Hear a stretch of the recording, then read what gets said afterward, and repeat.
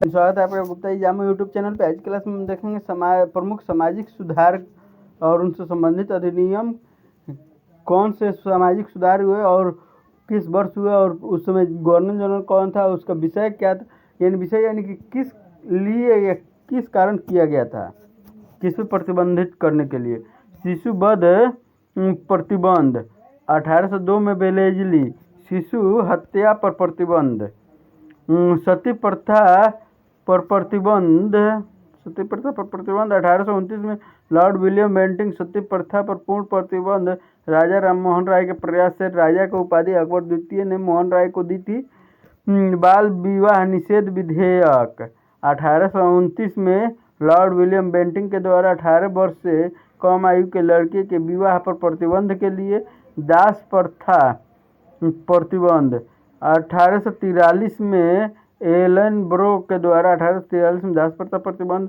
हिंदू विधवा पुनर्विवाह 1856 में लॉर्ड कैनिंग के द्वारा विधवा विवाह की अनुमति विद्यासागर के प्रयास से। और विद्यासागर ने ही एक विधवा का विवाह अपने लड़के के साथ करवाया कलकत्ता में।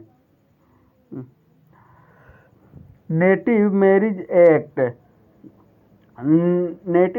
एक्ट मतलब अंतरजातीय विवाह, जैसे कि दूसरे जाति या धर्म के लड़का या लड़की दूसरे जाति के धर्म के लड़के और लड़की से विवाह कर सकता है।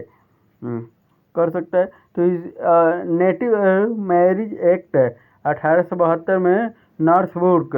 अंतरजातीय विवाह केशव चंद्र सेन के प्रयास से। एज ऑफ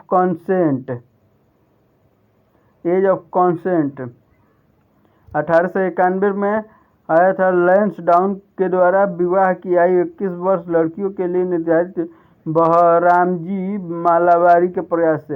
ये जो केशव चंद्र सेन है, ये जब अंतरजातीय विवाह हुआ तब जाकर फिर ब्रह्म समाज दो भागों में टूटा हुआ था। Sharda act 1930 Irwin. विवाह की आयु 18 वर्ष लड़कों के लिए निर्धारित। हरिविलास शारदा के प्रयास से। इनफेक्ट मैरिज प्रिवेंशन एक्ट 1931 में इरविन के द्वारा बाल विवाह प्रतिबंध। मुख्य बिंदु। प्राचीन काल में ऐसे ही भारत एक धर्म प्रधान देश रहा है, परंतु प्रारंभ में हमारे देश में आदर्श धर्म देखने को मिलता है, जिसमें आडंबरों और अंधविश्वासों का कोई स्थान नहीं था।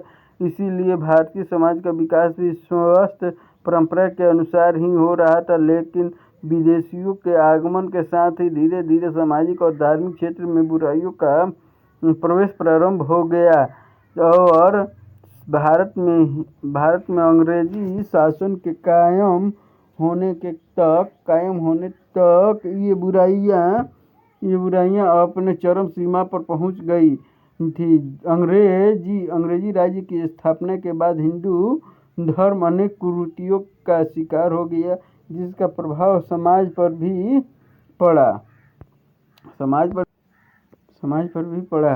हाँ,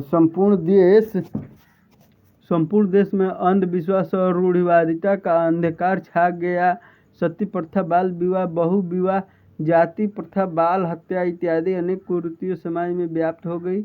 इन बुराइयों का अंत करने के लिए एक संगठित धर्म तथा समाज सुधार आंदोलन प्रारंभ हुआ। इसी दौरान एक समाजियों धर्म सुधारक आंदोलन के रंगमंच पर प्रकट हुए, जिन्होंने इस आंदोलन को व्यापक रूप प्रदान किया। समाज सुधारकों में राजा राम मोहन राय, स्वामी दयानंद सरस्वती, ईश्वर चंद्र विद्यासागर आदि प्रमुख हैं। धर्म एवं समाज सुधार आंदोलन के पीछे कई कारण थे, जैसे यूरोपीय सभ्यता का प्रभाव, नवीन मध्यम वर्ग का उदय, सामाजिक गतिशीलता, सुधारकों का प्रभाव इत्यादि। अंग्रेजी सरकार ने भी इन बुराइयों को दूर करने में भारतीय सुधारकों के साथ सहयोग किया, जिसका परिणाम हुआ कि हमारा समाज कई अंधविश्वासों और कुरीतियों से बिल्कुल मुक्त हो गया। यद्यपि 19वीं सदी में धर्म और समाज सुधार का कार्य प्रारंभ हो गया था, लेकिन उस समय यह केवल व्यक्तिगत प्रयत्नों तक ही सीमित रहा। सीमित रहा, किंतु धीरे धीरे संगठित रूप से समाज सुधार के प्रयत्न शुरू हो गए। बाल विवाह और बहु विवाह को जड़ से उखाड़ फेंक दिया गया। समाज में जात पात का बंधन भी ढीला पड़ने लगा। राजा राम मोहन राय, दयानंद सरस्वती, रामकृष्ण परमहंस, ईश्वरचंद्र विद्यासागर आदि समाज सुधारकों ने धार्मिक तथा सामाजिक कुरीतियों के खिलाफ जिहाद छेड़ दिए। सुधार आंदोलन से न केवल धर्म एवं समाज में ही सुधार हुआ, बल्कि शिक्षा और साहित्य की भी प्रगति हुई। लोग नई नई भाषा और साहित्य के संपर्क में आए। कला और विज्ञान तथा औद्योगिक विकास हुए। सबसे बड़ी बात तो यह हुई कि राष्ट्रीय भावना का भी उदय भी इन्हीं सुधारों की वजह से हुआ। इसीलिए यह सुधार आंदोलन अंततः राष्ट्र को स्वतंत्र कराने में सहायक सिद्ध हुआ।